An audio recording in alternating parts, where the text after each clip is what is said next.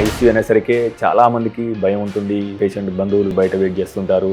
ICU లోపల ఏం జరుగుతుందన్న ఒక యాంగ్జైటీ వాళ్ళలో కనబడుతుంది. యాక్చువల్గా ఈ ఐసీయూ డోర్ వెనకాల అసలు ఏం జరుగుతుంది? సాధారణంగా ఐసీయూకి ఏదైనా పేషెంట్స్ వస్తే మన వాళ్ళు సొంత వాళ్ళు ఎవరో సిక్ అవ్వడము ప్లస్ మనకి కంటిన్యూస్గా వాళ్ళ పక్కన ఉండకపోవడము, ఈ రెండు వల్ల మేము అటెండర్స్కి ఎందుకు పేషెంట్స్కి పక్కన ఐసీయూ రూమ్స్లో అలౌ చేయకపోవడానికి రీజన్ ఏంటంటే, చాలామంది పేషెంట్స్ స్టెబిలైజ్ అయిపోయిన తర్వాత మేము ఐసీయూ నుంచి రూమ్స్కి పంపిస్తాం. రూమ్స్కి వెళ్ళిన తర్వాత మేము మళ్ళీ వెళ్ళి విజిట్ చేస్తాం. సార్ నిన్నటి నుంచి డాక్టర్ ఒక్కసారి వచ్చారు సార్, నర్సెస్ 2-3 టైమ్స్ వచ్చారు, కంటిన్యూస్గా ఎవరు రావట్లేదు అంటారు. ఈ ఐసీయూ అనగానే ఇప్పుడు according to data 30% of deaths అనేది సెప్సిస్తో జరుగుతున్నాయని ఒక అంచనా ఉంది. యాక్చువల్గా ఒక్క కామన్ ఇన్ఫెక్షన్ ప్రాణాంతకంగా ఎప్పుడు మారుతుంది? ఇప్పుడు మామూలుగా మీరు చూస్తే ఎవరికైనా హార్ట్ అటాక్ అయిందంటే మొత్తం ఫ్యామిలీ అలర్ట్ అయిపోతారు. Patient is been getting appropriate care bye near by hospital. అలాగే పక్షపాతం వచ్చి స్ట్రోక్ వచ్చినా, బ్రెయిన్ స్ట్రోక్ వచ్చినా వెళ్తారు. సెప్సిస్ అనేసరికి ఏమవుతుందంటే ఆ సిమ్టమ్స్ కానీ సైన్స్ కానీ స్పెసిఫిక్ లేకపోయేసరికి కొంచెం డిలే అయ్యి మా దగ్గరికి వచ్చేసరికి బాడీలో కొన్ని ఆర్గన్స్కి ఎఫెక్ట్ చేయడం స్టార్ట్ చేస్తే we are talking it is going in to very severe form of infection. For example,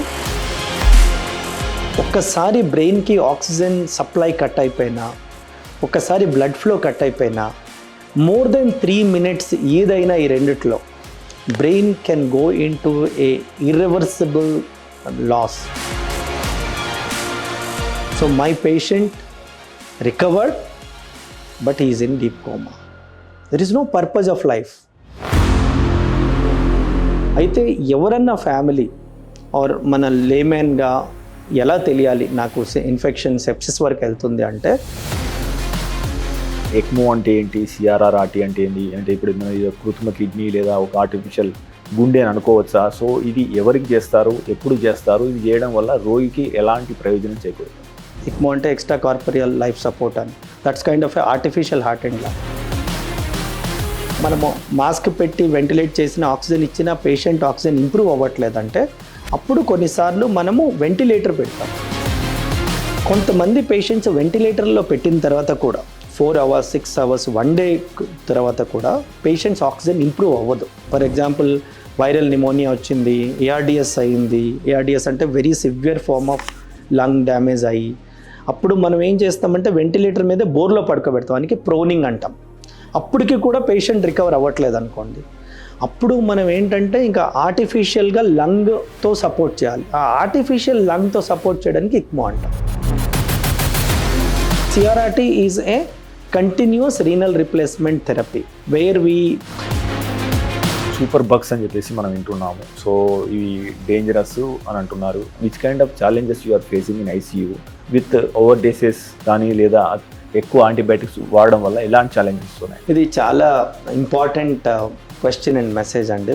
ఇండియాలో antibiotic use regulations are not been very strict. I think we should be seriously taking to stop the unwanted antimicrobial use so that over next few years the existing new antibiotic will help us for few more years. Otherwise we will be in no man's land in no time, like a pre-antibiotic era. ఇప్పుడు WHO medical fraternity is projecting antimicrobial resistance can be a major killer by 2050 అని. Not the cancer, not the heart disease, not the diabetes.